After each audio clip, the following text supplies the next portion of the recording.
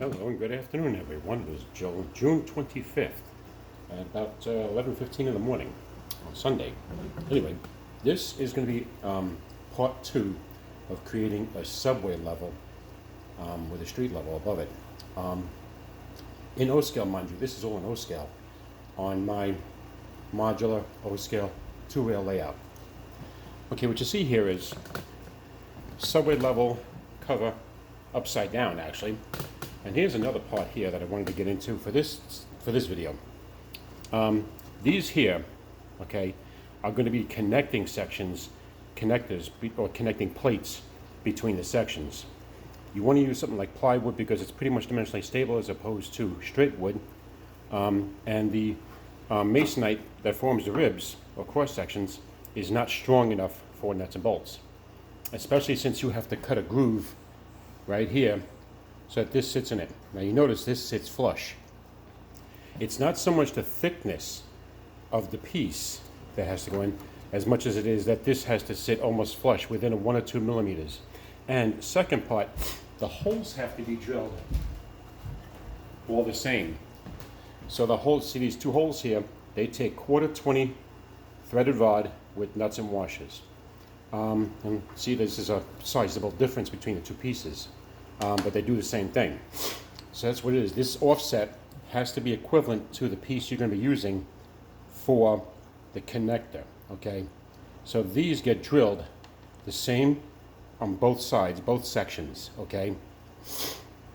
You can use different thicknesses, but the holes must be drilled the same, and the offset has to match, so these are almost flush within 1 or 2 millimeters, okay? And you have slots here. You see how this is connected here? This is all glued up, really, so I can't take it apart. But if you look in, you can see right here, the seam right here where it slides into place. And I use carpenter's glue to glue it in place, okay? So, having said that, having explained that,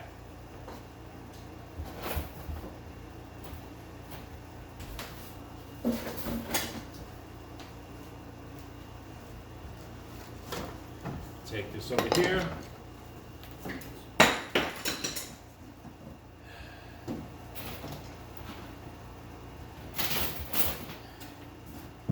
Turn it upside down.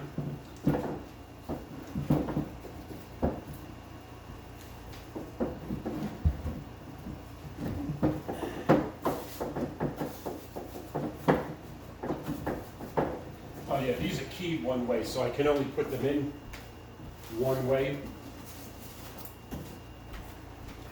so to speak. It's a feature I built into it, so it's entirely by design. Also, here's another thing. You have to see this part here. This is where the gap masters for the tracks and rails are going to sit. This one has to be trimmed to allow this to seat fully. The rest of the module, this top is seated, okay? As you can see, they all sit just a little bit inboard, like 1/8 of an inch or less inboard, so to speak, so they're not sitting outward of the module's edge.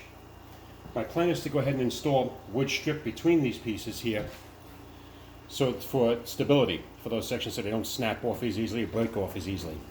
So, this is how a subway section with the portals goes together. There's enough room for 3 tracks on each side, and if you want to, you can cut holes with a jigsaw or coping saw in the sides of the center spine, all right, to allow for a crossover between the 6 tracks, you know, if you want.